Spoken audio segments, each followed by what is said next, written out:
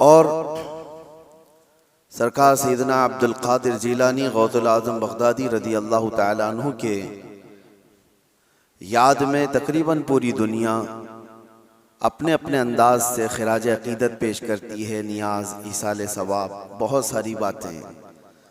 आज मैं एक बात अर्ज करना चाहता हूँ कि अल्लाह का वली कौन है। हम तो उन्हें सुल्तानुल औलिया कहते हैं। सुल्तानुल औलिया है क्योंकि अल्लाह तबारक व तआला के मुक़द्दस बंदों में कुछ वो हैं जिनको अल्लाह ताला ने अपनी महबूबियत के लिए चुन लिया है। अंबिया इकराम अलैहिमुस्सलाम का सिलसिला जब ख़त्म हुआ, हुजूर पाक सल्लल्लाहु अलैहि वसल्लम आखिरी नबी हैं, उनके बाद क़यामत तक कोई दूसरा नबी नहीं आएगा। तो नबियों के बाद नबियों का जो काम किया जाना है, उस काम को लेकर आगे बढ़ाने वाले उम्मत के वो सालिहीन को औलिया इकराम कहा जाता है। और वली होता कौन है? वली का कोई ख़ास चेहरा, ख़ास लिबास या कोई ऐसी चीज़ नहीं बताई गई, लेकिन कुरान ने कहा इन औलियाउहु इल्लल मुत्तक़ून, अल्लाह के वली सिर्फ वो होते हैं जो मुत्तकी होते हैं। और मुत्तकी कौन होता है? मुत्तकी किसको कहते हैं? तक़वा वाला। ये अरबी का लफ्ज़ है। मुत्तकी किसको कहते हैं? उसकी बहुत सारी डेफिनेशन है। एक चीज़ मैं बताऊं, हुजूर पाक सल्लल्लाहु अलैहि वसल्लम ने फरमाया कुछ चीज़ें हलाल हैं, कुछ चीज़ें हराम हैं। हलाल भी सबको पता है ये हलाल है, हराम भी सबको पता है ये हराम है, जो वाज़ेह है, जिसमें कोई शक नहीं। लेकिन हलाल और हराम के बीच में कुछ चीज़ें ऐसी हैं जिनके बारे में शक होता है कि हलाल है कि नहीं है, हराम है या नहीं। तो फरमाया गया ऐसी शक वाली चीज़ों को छोड़ देने का नाम तक़वा है। हराम चीज़ें छोड़ने का नाम नहीं। हराम चीज़ें छोड़ना तो मुसलमान के लिए ज़रूरी है। शराब नहीं पीता, चोरी नहीं करता, ज़िना नहीं करता, ये सारी चीज़ें नहीं करता, ये तो मुसलमान के लिए ज़रूरी हैं। लेकिन चंद वो चीज़ें हैं जो हराम और हलाल के बीच में मशकूक हैं, उन चीज़ों को भी छोड़ देने का नाम तक़वा है। और तक़वा दिल से होता है। तक़वा दिल से होता है। इस तौर पर समझ लें कि हमेशा उसके सीने में अल्लाह का खौफ हो, हर घड़ी अल्लाह तबारक व तआला की खशियत हो, उसको तक़वा कहा जाता है। तक़वा और तक़वे के बगैर कोई वली नहीं होता। तक़वा सबसे बड़ी चीज़ ये है कि तक़वा कराता क्या है? ठंडियों में बिस्तर छोड़कर खड़ा हो जाता है बंदा अल्लाह की इबादत के लिए, तक़वा है। रात के वक्त वो जब लोग सो रहे हों, ये रब ताला के हुजूर खड़ा हो जाता है, ये अल्लाह का खौफ उसको बिस्तरों से उठा देता है, ये तक़वा है। अल्लाह का खौफ उसे ऐसी जगहों की तरफ देखने भी नहीं देता जिसको दुनिया आमतौर पर देखती है, ये तक़वा है। अल्लाह का खौफ उसके सीने में, उसकी आंखें महफूज हैं, उसकी ज़ुबान महफूज है, उसका दिल महफूज है, उसके हाथ पैर महफूज हैं गुनाहों से, ये तक़वा है। और ये तक़वे के साथ ही कोई अल्लाह का वली होता है। अल्लाह का वली वो नहीं कि लठ छोड़ करके रखा है बालों की, 10-10 अंगूठियाँ पहन के घूम रहा है और कोई भी बाबा बन करके लोगों को लूट रहा है, उसको लोग समझ लिए कि अल्लाह का वली है। अल्लाह का वली वो नहीं होता। सबसे बड़ी बात आपको मैं बताऊं, हुजूर पाक सल्लल्लाहु ताला अलैहि वसल्लम को छोड़ करके कोई अल्लाह तक पहुंच ही नहीं सकता। बखुदा खुदा का यही है दर, नहीं और कोई मफर मखर, जो वहाँ से हो यहीं आके हो, जो यहाँ नहीं तो वहाँ नहीं। बे उनके वास्ते खुदा कुछ अता करे, हाशा गलत गलत ये हवस बेबसर की है। हुजूर को छोड़ करके कोई डायरेक्ट जाने वाला रास्ता है ही नहीं, नबी पाक सल्लल्लाहु अलैहि वसल्लम। अब ये बात मैं क्यों कह रहा हूँ? कुछ वो लोग जो वली बनने का दावा कर रहे हैं, ढकोसला है, जिनके यहाँ हुजूर पाक की शरीयत का कोई लिहाज नहीं। हुजूर से अगर मोहब्बत हो तो हुजूर की सुन्नत से भी मोहब्बत होगी, हुजूर से अगर मोहब्बत हो तो हुजूर की शरीयत से मोहब्बत होगी। नबी पाक सल्लल्लाहु ताला अलैहि वसल्लम के सहाबा में सिद्दीक़ अकबर से बढ़कर वली कौन है? फारूक आज़म की तरह वली कौन है? उस्मान गनी की तरह अल्लाह का वली कौन है? हैदर कर्रार तो शाह विलायत हैं, वलियों के सरदार हैं। तो मुझे आप बताओ, ये सहाबा में से कभी कोई ऐसा सहाबी जो रसूलुल्लाह की इक्तिदा करने में पीछे रह गया हो, कोई नमाज कज़ा करता हो, शरीयत की धज्जियां उड़ाता हो? कोई एक भी सहाबी आपको ऐसा नहीं मिलेगा, एक भी सहाबी नहीं मिलेगा। क्योंकि सबको पता है रसूल पाक सल्लल्लाहु अलैहि वसल्लम का दरवाजा छोड़कर अल्लाह तक नहीं पहुंच सकता, कोई नहीं पहुंच सकता। अब मैं यहां पर आपको एक मिसाल दे दूं कि बगदाद में एक बार ये मशहूर हो गया कि एक अल्लाह के वली दरियाए दजला के पास आए, बहुत इबादत करते हैं, बहुत तवज्जो से। गौसे पाक का जमाना है। सरकार गौसे पाक को जब ये खबर हुई कि एक कोई बड़े वली आए हैं दरियाए दजला के पास इबादत कर रहे हैं, तो आपने कहा अल्लाह के वलियों से मुलाकात ये अपने आप में एक इबादत है, मैं उनसे मुलाकात जरूर करूंगा। तो सरकार गौसे पाक भी चले गए दरियाए दजला के पास कि वो उस अल्लाह के वली से मैं मुलाकात करूं। जब वहां पहुंचे तो पता चला कि वो सुबह ही वहां से रुखसत हो गए थे, चले गए थे। गौसे पाक से उनकी मुलाकात नहीं हो पाई, लेकिन लोगों में मशहूर था, सारे लोग देख रहे थे, वो कंटिन्यू इबादत करते थे, मुसलसल इबादत करते थे।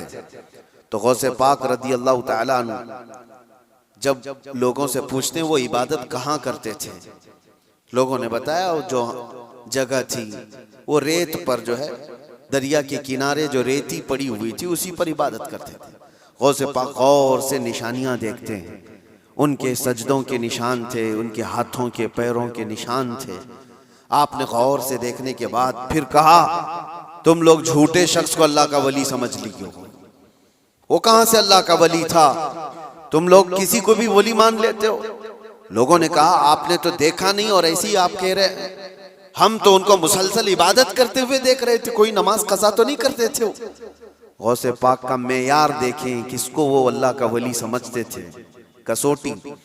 सरकार गौसे पाक फरमाते तुमने देखा जरूर होगा, लेकिन मैं उनके निशानात देख रहा हूँ, सजदे में जाने के हाथों के निशान यहाँ नजर आ रहे हैं। तो लोगों ने पूछा इससे क्या समझ में आया आपको?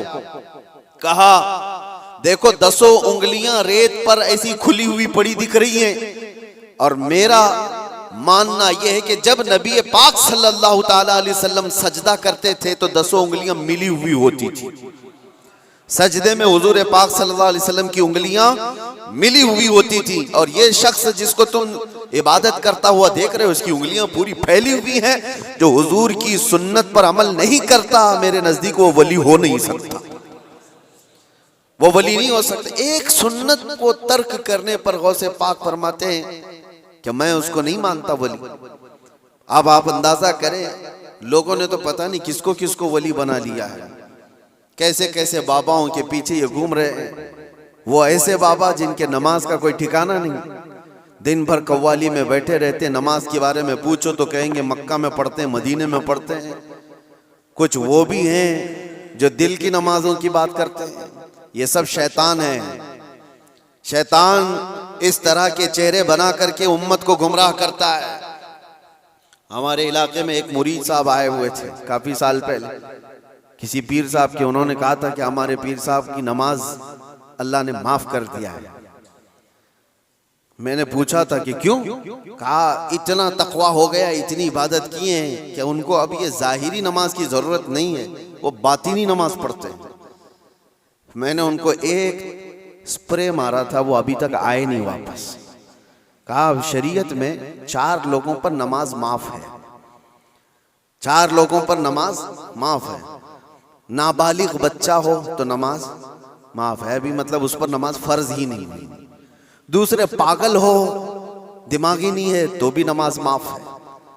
और तीसरे औरत की जो माहवारी आती हर महीने, हैज के दिनों में औरत को नमाज माफ है।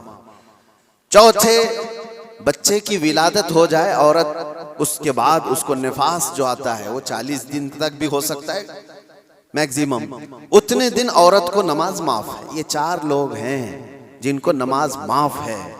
मैंने मुरीद साहब से कहा था पीर साहब को पूछ लेना इन 4 में आप क्या हो। या तो तुम्हारा पीर नाबालिग होगा इसलिए नमाज माफ हो गई, या तो पागल होगा, इसलिए माफ है, या तो फिर वो दो कैटेगरी जो बड़ी डेंजर है। पूछ लेना मेरे अजीजों, गौसे पाक पर नमाज माफ नहीं हुई तो ऐरे गैरे नत्थु खेरे की बात क्या है। सुल्तानुल औलिया गौसे पाक रदी अल्लाह ताला अन्हु के साथ ये हुआ था।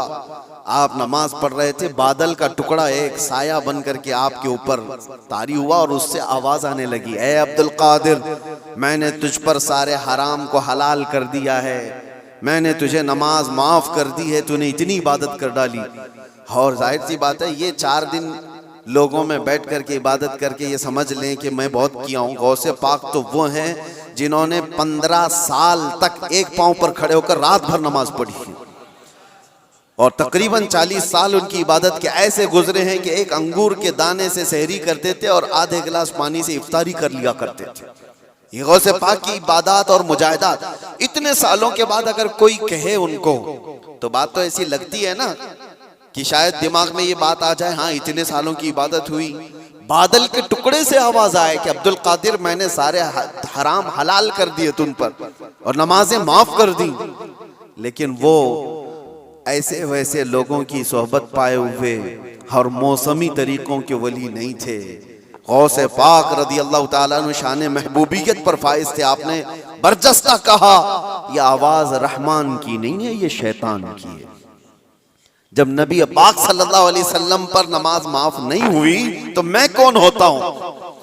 अल्लाह के रसूल सल्लल्लाहु अलैहि वसल्लम जो साहबे शरीयत हैं, हुजूर ने नमाज नहीं छोड़ी और वो भी आखिरी वक्त तक। जानते हो रिवायात में मौजूद है, उस वक्त रसूलुल्लाह सल्लल्लाहु अलैहि वसल्लम हुजरे से बाहर आ रहे थे जब आपकी वफात को चंद ही दिन बाकी थे। हुजूर की वफात को, हुजूर के इंतकाल को चंद दिन बाकी थे। हजरत अबू बकर सिद्दीक इमामत कर रहे थे, लेकिन उसके बावजूद रसूल पाक सल्लल्लाहु अलैहि वसल्लम सख्त अलालत के बाद हुजरे से बाहर तशरीफ लाए थे, इस हालत में कि रिवायात में मौजूद है हुजूर 2 सहाबा के कंधों पर हाथ रख करके बाहर आ रहे थे, पैर जमीन पर नहीं लग रहे थे। इस कदर शिद्दत की तकलीफ के साथ भी नबी पाक सल्लल्लाहु अलैहि वसल्लम मस्जिद में तशरीफ ला रहे हैं और यहाँ मुर्ग मुसल्लम तोड़ते हुए बैठे हुए वो पीर कहते हैं कि हमारे लिए नमाज माफ है। गौसे पाक ने जब ये कहा कि ये रहमान की आवाज नहीं, ये शैतान है, मेरे लिए नमाज माफ नहीं हो सकती, तो गौसे पाक रज़ियल्लाहु ताला अन्हु पर उसने गुरूर और तकब्बुर में लाने के लिए एक दूसरा हमला किया था और कहा, अब्दुल कादिर तुम बहुत पढ़े लिखे हो, बहुत इल्म है तुम्हारे पास, तुम पढ़े लिखे ना होते, इल्म ना होता तो आज मेरे गुमराही में आ जाते। शैतान अपनी असली हालत पर आ गया। कहा ठीक है, तुमने मुझे पहचान लिया, लेकिन तुम बहुत पढ़े लिखे हो, तुम्हारा इल्म इतना है कि तुम बच गए। गौसे पाक ने कहा तू दूसरा हमला कर रहा है मुझ पर, मेरे इल्म ने नहीं बचाया, मुझे रब के फजल ने बचाया। यहां पर भी आदमी बहक सकता है अगर हाँ कह दिया कि हाँ मैं तो पढ़ा लिखा हूं, मैं बहुत इल्म वाला हूं, इसीलिए बहुत सारे इल्म वाले भी भस्म हो गए, इल्म वाले भी बहक गए। इल्म के साथ रब का फजल है तो फिर वो बच जाता है। मेरे अजीजों, अर्ज ये करना है कि हुजूर पाक सल्लल्लाहु अलैहि वसल्लम की शरीयत को छोड़ करके कोई वली नहीं हो सकता। गौसे पाक रज़ियल्लाहु ताला अन्हु की 11वीं करने वाले, नियाज करने वाले, सबसे मेरा एक ही कहना है और सबके लिए एक मैसेज है कि तुम्हारी 11वीं, तुम्हारे खिचड़े, तुम्हारे नियाज ये फर्ज नहीं, ना ही वाजिब हैं, मुस्तहब के दर्जे में आ सकते हैं, लेकिन फज्र की नमाज से लेकर इशा की नमाज तक फर्ज ये तुम्हारे ऊपर ऐसा जरूरी है कि इस चीज के लिए कोई माफी नहीं है। 1 साल तुमने देग नहीं बनाई, नियाज नहीं की, तो कयामत के दिन नहीं पूछा जाएगा कि तुम गौसे पाक की फातिहा करते थे कि नहीं करते थे, ये सवाल नहीं होगा। लेकिन ये सवाल जरूर होगा कि फज्र में उठे क्यों नहीं, ये सवाल जरूर होगा इतनी नमाजें कज़ा क्यों हुई तुमसे। मेरे अजीजों, नवाफिल और मुस्तहब्बात में पड़ी हुई ये उम्मत, मैं मना नहीं करता, आप शौक से, हम भी करते, गौसे पाक रज़ियल्लाहु ताला अन्हु के दरबार में इसाले सवाब के लिए, मरहुमीन के लिए हम नियाज, फातिहा, सारी चीजें करते हैं, लेकिन इसका मतलब ये नहीं है कि कुल वही है और अल्लाह तबारक व तआला की ये इबादतें कुछ माना नहीं रखती। नमाज नहीं है, कुरान नहीं है। अजीजा ने गिरामी, मैं उन लोगों से पूछता हूँ जो 2-2, 3-3 घंटे कव्वालियों पर रक्स करते हैं, कुरान की एक सूरे भी तो सुन के दिखाओ, वो रब का कलाम है। अल्लाह का कलाम है, किसी कारी कुरान से तुम किरत सुन करके झूमो, फिर पता चले कि ईमान तुम्हारे दिल में कितना है। ढोल बाजों पर रक्स करने वाली कौम, ईमान से अगर ताल्लुक है तो इन खुराफात में नहीं जा सकता कभी। ईमान मजबूत करो। औलिया कामिलीन की जमात से वाबस्ता रहना ये जरूरी है, लेकिन उसका मतलब सिर्फ ये नहीं जो बनाया गया है। हम सुन्नियों पर एक बड़ा इल्जाम ये लगाया जाता है कि ये सिर्फ चादर गागर जुलूस फातिहा नियाज 11वीं वाले लोग हैं। मेरे अजीजों, वो एक पार्ट है।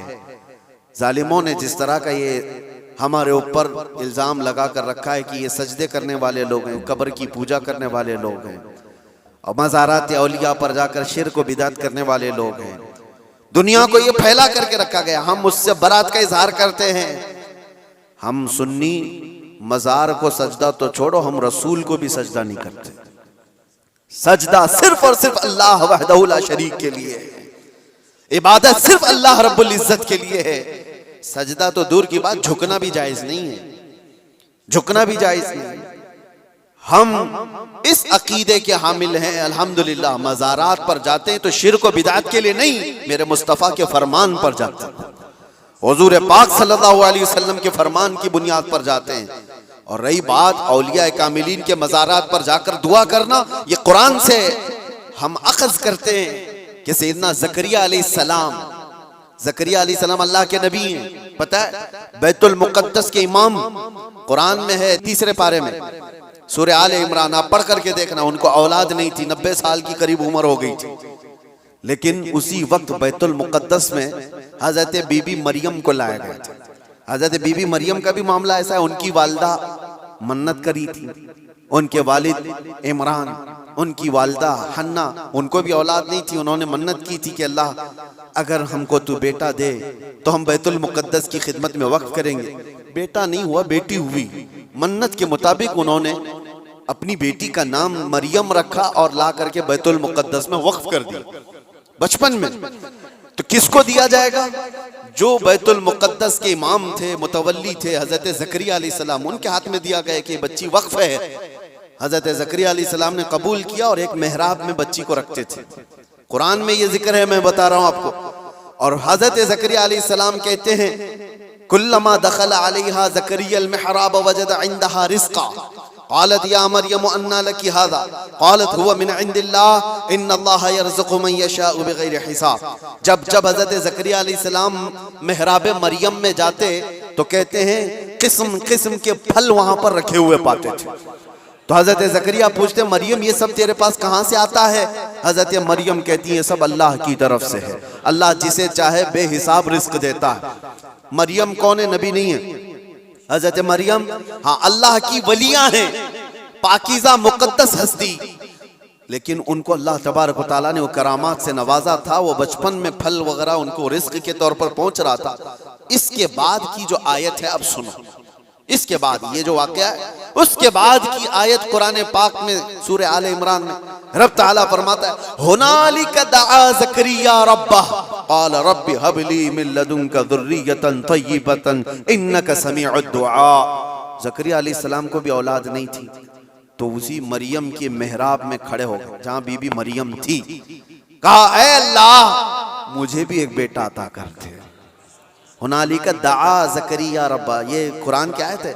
ज़करिया अलैहिस्सलाम ने अपने रब से दुआ की, अल्लाह मुझे भी एक बेटा दे दे, तेरी जानिब से नेक व साले बेटा अता कर दे।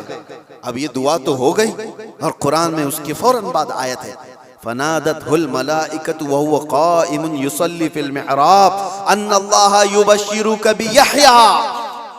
उसी वक्त अल्लाह के फरिश्तों ने बशारत दे दी ज़करिया अलैहिस्सलाम को, तुम्हारी दुआ कबूल हो गई और यहया अलैहिस्सलाम की शक्ल में तुम्हें बेटा मिलने वाला है। इतनी तेज दुआ। अब मैं आपको बताता हूँ ये आयत मैं क्यों पढ़ रहा हूँ और क्यों आपके सामने रख रहा हूँ। ज़करिया अलैहिस्सलाम खुद अल्लाह के नबी और जहाँ के इमाम है वो बैतुल मुक़द्दस है, दुनिया का सबसे मुक़द्दस तरीन मकाम। उस वक्त बैतुल मुक़द्दस में हज़रत ज़करिया अलैहिस्सलाम जहाँ इबादत करते थे वहीं पे दुआ भी तो कर सकते थे, वहीं पर दुआ कर सकते थे, लेकिन कुरान ये कहता है वो मेहराब मरियम में आकर के दुआ कर रहे हैं। मेहराबे मरियम में जहां बीबी मरियम बैठी वहां दुआ कर रहे हैं। इससे पता ये चलता है कि अल्लाह के सालेह बंदे जहां होते हैं वहां से दुआएं कबूल होती। पता चला जहां नेक और सालेह अल्लाह के वली रहा करते हैं वहां से जब नबी की दुआ कबूल होती है तो फिर उम्मती की क्यों नहीं कबूल होती। और फौरन दुआ कबूल हुई और बेटा भी मिला। अब ये लोग कहते हैं गरीब नवाज के यहाँ जाते हैं तो क्या बेटा मिलता है, बेटी मिलती है, औलाद मांगने जाते हैं। जालिमो तुम्हें पता नहीं, जकरिया अलैहिस्सलाम बीबी मरियम के पास खड़े होकर बेटा मांगे थे तो बेटा नबी की शक्ल में मिला था। हाँ, ये नहीं है कि वो बीबी मरियम से मांग रहे थे, वो अल्लाह से मांग रहे थे। लेकिन जगह कौन सी है, जगह का भी असर होता है। हाँ, एक बात मैं आपको बता दूं कि जगह का अगर असर नहीं होता तो मस्जिदें और ये सारी चीजें बनाने की जरूरत क्या होती। इबादत करने के लिए भी जगह है, खाना खाने की भी आपके घर में जगह है, हाजत में जाने के लिए भी कोई जगह है, आपका ट्रीटमेंट करने के लिए हॉस्पिटल में भी जगह है। हर चीज एक एक जगह पर होती है कि नहीं होती, होती। जिन लोगों का वो मानना है कि कुछ भी नहीं जरूरी है वहां जाना यहाँ जाना, तो मैं उनसे कहता हूँ कभी बाथरूम में बैठ करके डॉक्टर से अपना इलाज करा लोगे। जगह तो जगह ही है, बैठे हो नहीं है, आपको पता है उसके लिए हॉस्पिटल जाना होगा, उसके बेड पर सोना होगा, वहां पर वो कुछ ट्रीटमेंट करेगा। क्या जरूरत है, पूछते डॉक्टर से, आ जाओ मेरे टॉयलेट में इलाज कर लो, यहीं इंजेक्शन लगा लो। मेरे अजीजों, गंदगियों में बैठा हुआ आदमी वो अपना इलाज कराने के लिए भी उठ करके चला जाता है। बिला तशबीह बिला तमसील मैं आपसे कह रहा हूं कि हम पता नहीं कैसे कैसे गुनाहों में मुब्तला हैं। यहां से निकल करके हम उन पाक सुथरी जगहों में जाते हैं जहां अल्लाह के वली आराम फरमा, और उस जगह पर खड़े होकर हम अल्लाह ही से दुआ करते हैं और पाकीज़ा मकाम की बरकत से अल्लाह दुआएं कबूल करता है। ये सुन्नियों का अकीदा मैं बता रहा हूँ, जालिमों का बनाया हुआ नहीं पता हमको। सुन्नियों का अकीदा ये, हम उन पाकीज़ा मुक़द्दस हस्तियों की बारगाह में इसलिए जाते हैं। ये एक चीज नहीं है, ऐसी कई मिसालें हैं, कई मिसालें। हदीस अल इसरा वल मिअराज, जो हुजूर सल्लल्लाहु अलैहि वसल्लम के मेराज का सफर है ना, उस सफर में एक रिवायत ये भी मिलती है कि एक जगह पर हुजूर पाक सल्लल्लाहु अलैहि वसल्लम रुक गए। हजरत जिब्राइल अमीन ने कहा यहाँ पर आप 2 रकात नमाज पढ़ लें।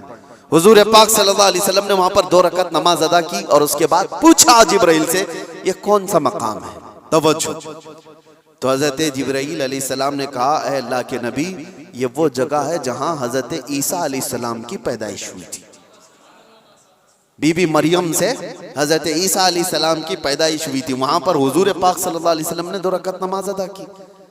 हाँ, जगह को आप सल्लल्लाहु तआला अलैहि वसल्लम ने अपने नमाज का मुसल्ला बनाया। इस रिवायत से मैं आपको बताना चाहता हूं, जहां ईसा अलैहिस्सलाम पैदा हुए वहां हमारे नबी नमाज पढ़े, और जहां मेरे मुस्तफा पैदा हुए हो, क्या वो जगह दुआओं की कबूलियत की नहीं हो सकती। सिर्फ इतना ही नहीं मेरे अजीजों, मुक़द्दस मकामात को अल्लाह तबारक तआला ने खुद फरमाया है, खुद फरमाया है। क्या आप खाने काबा जाते हैं तवाफ करने के लिए?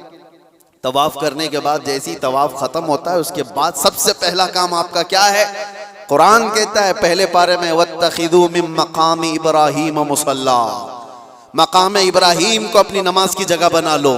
मकाम इब्राहिम है क्या चीज? मकाम इब्राहिम क्या है? जाकर के आप देखना, उसमें एक पत्थर है जिसपे हजरत इब्राहिम अलैहिस्सलाम के 2 पैरों के निशान है। बस इसके अलावा क्या है? एक पत्थर है, उस पर इब्राहिम अलैहिस्सलाम के 2 पैरों के निशान है। तो उस पत्थर के पास रब तबारक व तआला फरमाता है, तुम अपनी नमाज पढ़ो, हाजी हो कि मोतमिर हो कि खाली तवाफ करने वाला हो, 7 चक्कर तवाफ के बाद मकाम इब्राहिम पर वो जरूर 2 रकात नमाज पढ़ेगा, 2 रकात नमाज पढ़ेगा।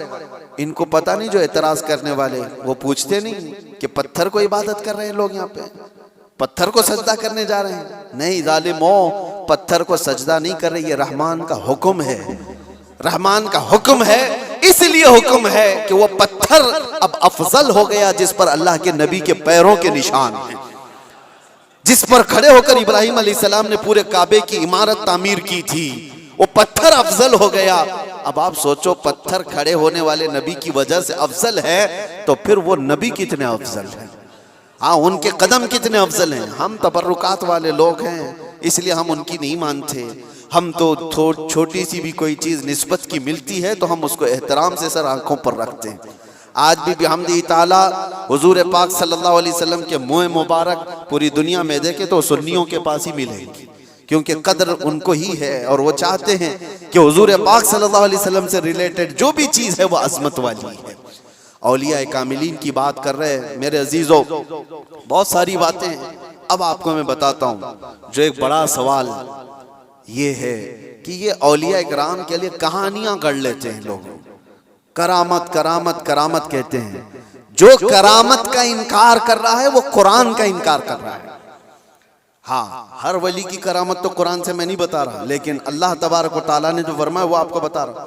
हमने कहा गौसे पाक रज़ी अल्लाह तआला अन्हु, अब चंद बातें मैं सरकार गौसे पाक की बताकर इस एतराज का जवाब देता हूँ। सुल्तानुल औलिया गौसे पाक रज़ियल्लाहु तआला अन्हु की बारगाह में एक औरत आई अपने बच्चे को लेकर, कहा कि इसको अपने पास रख लीजिए। आपने कबूल कर लिया, बच्चा तरबियत में आ गया। गौसे पाक की बारगाह में रहना पलना किसके नसीब में हो। चंद महीनों के बाद वो खातून आई, अपने बेटे को देखा, बहुत दुबला पतला, बिल्कुल कांडी हो गया, हड्डियां निकल गई। माँ तो माँ है, देखती है बच्चा कैसा हो गया, सूख गया, काटा हो गया। तो उसने देखा कि गौसे पाक कहाँ है, जा करके देखती है अंदर तो गौसे पाक के दस्तरखान पर अच्छी अच्छी ग़िज़ाएं थी, कुछ मुर्ग गोश्त वगैरह रखे हुए थे, और ये बूढ़ी औरत का बेटा सूखी रोटी पानी में भिगो कर खा रहा है, कोने में बैठा हुआ। अब एक माँ को लगे ही बात, खुद इतना अच्छा खाना खा रहे हैं, मेरे बेटे को परवरिश में रखे, कैसा खाना खिला रहे हैं। उस औरत ने कहा ये कैसी तरबियत है सैयदना अब्दुल कादिर, ये क्या है, मेरा बच्चा तो ऐसा है। आपने जवाब कुछ नहीं दिया। थोड़ी देर के बाद खाना खत्म होने के बाद उन हड्डियों को ऐसे जमा किया और कहा कुम बिइज़्निल्लाह, अल्लाह के हुक्म से उठ जाओ। एक मुर्गी फड़फड़ाती हुई खड़ी होगी। हाँ, आपने कहा कि जब तेरा बच्चा इस काबिल हो जाए तो वो भी रोज मुर्गी खाए। उसकी तरबियत चल रही है, उसकी तरबियत चल रही। जब बंदा अपने नफ्स को मार लेता है तो अल्लाह सारी ताकतें उसको अता करता है। अल्लाह के लिए जब बंदा दुनिया छोड़ देता है तो अल्लाह उसका हो जाता है। तो गौसे पाक की ये बात बताने पर एक साहब मुझसे कह रहे थे, कहाँ से आप ये सारी चीजें लेकर के आ गए कि एक बंदा भी किसी चीज को जिंदा कर रहा है। उन्होंने ये नहीं देखा क्या गौसे पाक ने क्या कहा, अल्लाह के हुक्म से उठ जा। गुफ्त-ए वो गुफ्त-ए खुदा बुवत, फारसी में कहा जाता है अल्लाह का वली इस मकाम पर पहुंच जाता है कि जब वो बोलता है तो जुबान उसकी होती है, कलमा अल्लाह का होता है, कलमा अल्लाह का होता है। गौसे पाक की इस करामत पर एतराज करने वाले, तुम्हें पता नहीं, मुर्दों को जिंदा करना, अगर ये सिर्फ और सिर्फ आप ये कहते हैं कि इसकी वजह से शिर्क हो जाएगा, शिर्क का अकीदा, अल्लाह का काम ये जिंदा करना अल्लाह का ही काम है। लेकिन अल्लाह अगर किसी को ये ताकत दे दे तो क्या इब्राहिम अलैहिस्सलाम का वाक़या कुरान में नहीं है? 4 परिंदे ले लो, उनको ज़बह करो, उनका कीमा करो, मिक्स करो, 4 पहाड़ों पर रख करके आओ, तीसरे पारे में है। और इब्राहिम अलैहिस्सलाम ने 4 परिंदों को ज़बह किया, उनका कीमा किया और अलग अलग पहाड़ों पर रख कर आए। और फिर अल्लाह ने फरमाया हर परिंदे का नाम लेकर बुलाओ, तुम मदउहुन्ना यातीनका सअया। कुरान में परिंदों को जब से इब्राहिम अलैहिस्सलाम ने पुकारा वो उड़ते हुए आए अपनी अपनी मुंडियों के साथ, और इधर जो गोश्त था वो पूरा जिस्म बन गया और सब के सब अपने अपने मुंडियों से जुड़ गए और जिंदा परिंदा होकर उड़ गए। ये वाकया कुरान में मौजूद है। सिर्फ इतना ही नहीं मेरे अजीजों, ईसा अलैहिस्सलाम के बारे में कुरान क्या कहता है कि ईसा अलैहिस्सलाम वो उबरिउल अकमह वल अबरस व उहयिल मौता बिइज़्निल्लाह, जो सफेद दाग वाला होता था, कोढ़ की बीमारी वाला होता था, ईसा अलैहिस्सलाम हाथ रखते तो सही हो जाता था। और कभी मरे हुए आदमी को ठोकर मारते तो जिंदा खड़ा हो जाता था। मट्टी के परिंदे बनाते, फूंक मारते, वो उड़ने लग जाते थे। ये इधर उधर की किताबों की बात नहीं कर रहा हूँ, कुरान की बात कर रहा हूँ। कुरान में मौजूद है। अल्लाह के नबियों को अल्लाह ने ये ताकत अता की थी। मेरे अजीजों, गौसे पाक रज़ी अल्लाह ताला अन्हु की इस करामत पर एतराज करने वाले वो सिर्फ जाहिर को देखते हैं।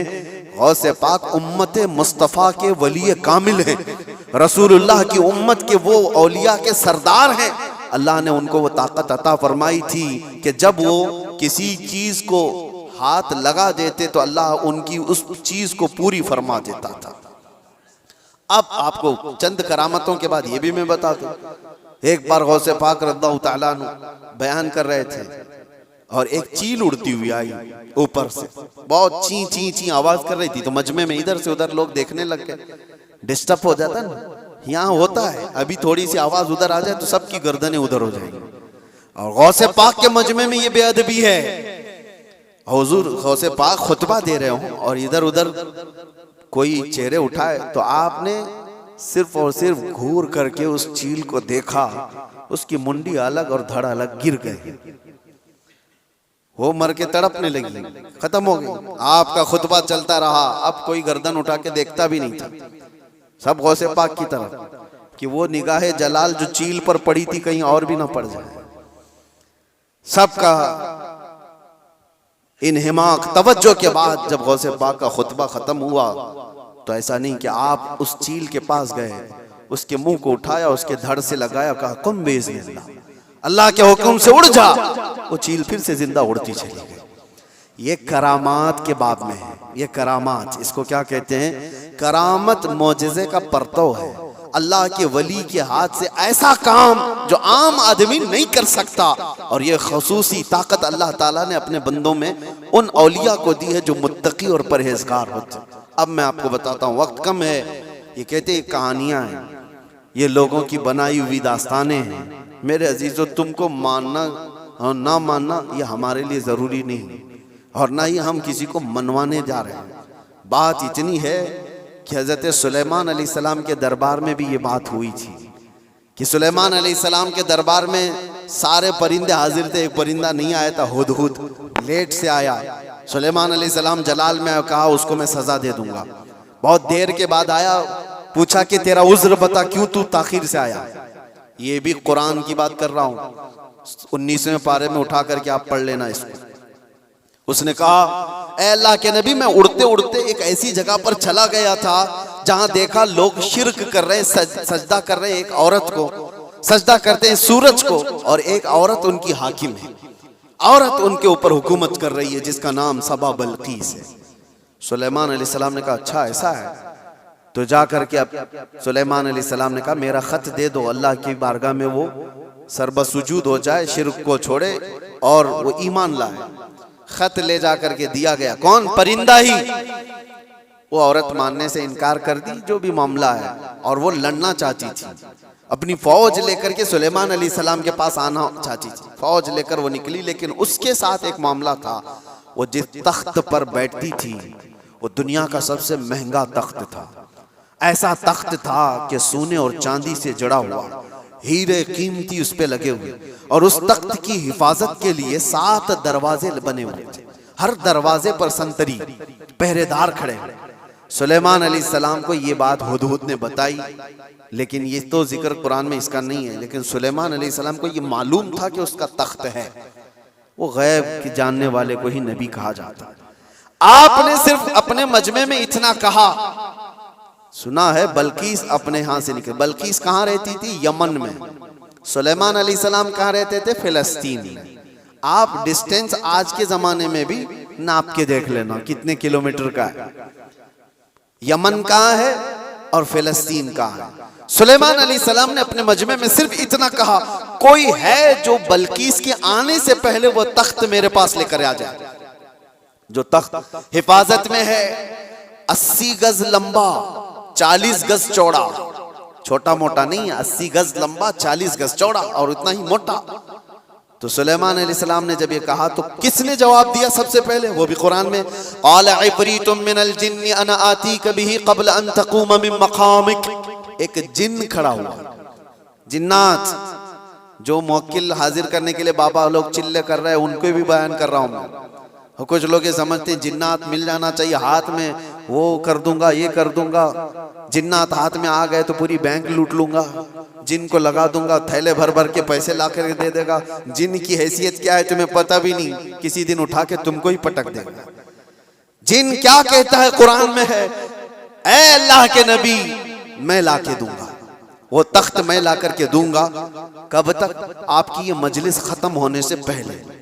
अभी अगर मजमे में कोई मुझसे कह दे कि हज़रत जुम्मा का बयान होने से पहले मैं एक काम कर दूंगा, तो आपको समझ में आ जाएगा कितना टाइम है। बस 4-5 मिनट की बात होगी। उस जिन ने कहा, अच्छा ये सुनने के बाद आपको भी लग रहा होगा जिन ने कहा है तो ठीक है, लाके दे सकता है, जिन्नात की ताकत सबके दिमागों में बैठी हुई है। जिन तो मतलब जिन है, यहां से उड़ा उधर पहुंचा, उधर से उड़ा इधर पहुंचा, यही दिमाग में है ना, कुछ भी कर सकता है जिन, ये सबके दिमाग में है। लेकिन सुलेमान अलैहिस्सलाम ने उस जिन से कहा नहीं, इससे भी जल्दी कोई ला सकता है। दूसरा जिन नहीं खड़ा हुआ, क्या इस जिन को इतनी ताकत नहीं है, मैं ला सकता हूं। दूसरा जिन नहीं खड़ा हुआ।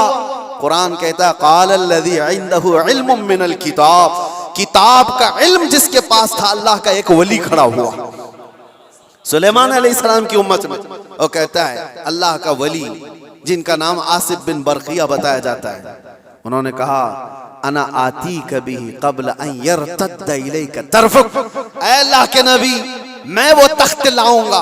कितनी देर में? कहा कि आपकी पलक झपकने से पहले। और फिर कुरान कहता है फलम्मा रआहु मुस्तक़िर्रन इंदहु, सुलेमान अलैहिस्सलाम की बात कंप्लीट भी नहीं हुई थी, आपने पलट कर देखा तो वो तख्त वहां हाजिर था। कौन लाया? सुलेमान अलैहिस्सलाम खुद नबी हैं, उनका पावर अपनी जगह पर, लेकिन लाने वाला नबी नहीं था, वो उस उम्मत का वली था। किस उम्मत का? बनी इसराइल में है। सुलेमान अलैहिस्सलाम बनी इसराइल के नबी हैं। बनी इसराइल के एक उम्मती वली ने वो तख्त पलक झपकने से पहले हाजिर कर दिया। 1000 किलोमीटर से भी ज्यादा का डिस्टेंस है यमन और फिलिस्तीन में, ज्यादा है, उससे ज्यादा है, और तख्त पलक झपकने से पहले लाकर हाजिर कर दिया। और कुरान की आयतें पढ़ो, उन्होंने ये नहीं कहा मेरे बाजू की ताकत है, मेरी कुव्वत है, मैं इतना पावरफुल हूं, बल्कि तख्त हाजिर करके उसके बाद सुलेमान अलैहिस्सलाम ने क्या कहा? हाज़ा मिन फज़्ल रब्बी, ये मेरे रब का फजल है, ये मेरे रब का फजल है। अब तवज्जो चाहता हूं, सुलेमान अलैहिस्सलाम के उम्मती बनी इसराइल के वली, उनको ये ताकत है, उनको ये ताकत है कि वो यमन से फिलिस्तीन में पलक झपकने से पहले तख्त ला सकते हैं। तो बहरहाल सुलेमान अलैहिस्सलाम से कई दर्जे अफजल मोहम्मदुर रसूलुल्लाह हैं, बनी इसराइल से कई दर्जे अफजल उम्मत मोहम्मदिया है। बनी इसराइल के वली का मकाम जहां तक नहीं है, उससे कई दर्जे अफजल रसूलुल्लाह की उम्मत के वली का मकाम है। और आम वली की बात नहीं, वलियों का वली और सुल्तानुल औलिया गौसे पाक का मकाम कुछ और है।